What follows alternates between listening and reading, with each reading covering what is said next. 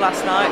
They haven't come through, and I think it's a real testament to the campaign that we fought here and the support of my team that we've actually pulled it off. You never wavered in your belief that this was all about the economy and it was all about the national campaign. Have you been vindicated?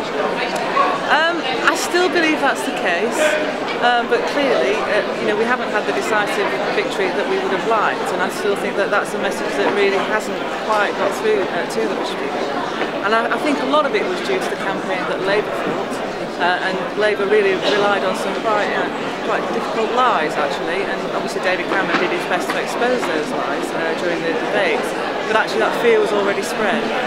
So we were always going to have an uphill battle. I often think that Conservatives play the game a little bit more honourably than Labour Party do, because we wouldn't peddle such dishonesty. But there we are, that battle's won and lost, and we move on to the next one. But we will still be fighting for change in our country, and we will be fighting to repair the British economy, because we simply cannot go on spending at the levels that we do. And what role do you hope to play when you step into Parliament, or are you just on the nursery slope? Give me a chance.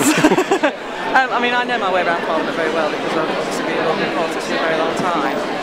But ultimately, it's for the party leadership to decide where they think my talents might best fit. But I suspect that I'll be spending at least the first year learning the ropes and proving myself from the backbenchers. So my immediate priority is to make full use of my position on the backbenchers to be. So I guess it goes beyond saying that you must be bitterly disappointed. Well, I'm actually very tired at the moment. It's been a very, very long and gruelling campaign, and a very long and gruelling last couple of days. So, I mean, it hasn't really sunk in yet. Obviously very disappointed with the result, but I'm delighted for my team that we ran the Tories so close.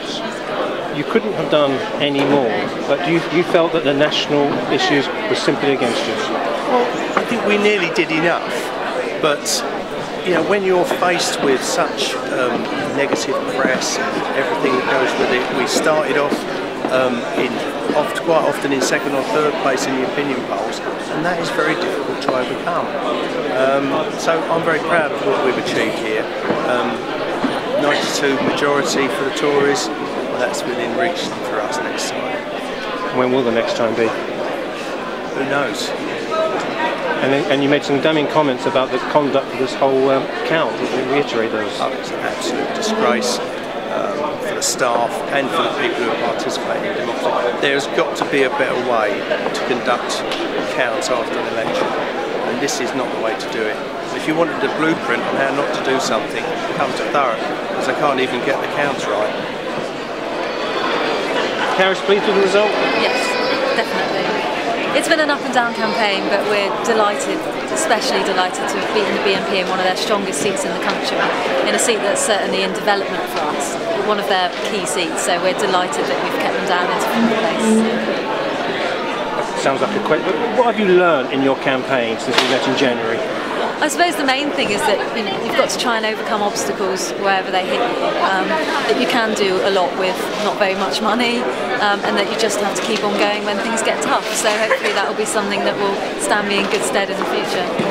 And nationally, looking at the picture, are you a bit disappointed with the results tonight?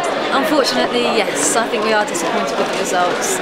But I think the main thing that will come out of that will be this increasing recognition that we simply can't go on any longer with the first past the post system. I think it's now increasingly obvious to the general public, and hopefully to the Conservative Party as well, that we just can't put it off, and we've got to have proportional representation there. We can't carry on with a system that is so patently unfair. But there's so many 18-year-olds, 19-year-olds who went into the polling booths yesterday and voted Lib Dem, or said they were going to vote Lib Dem. Does that now have to be more grassroots work to nurture that potential large group? Yeah, I mean, I think we've always had a lot of appeal to the younger voters anyway. Our policies on the environment, on proportional representation, on lowering the voting age to 16 have always been very popular. The question is now we've just got to galvanise that youth vote and really make the most out of it over the next few years. Karen, thanks very much. Thank you.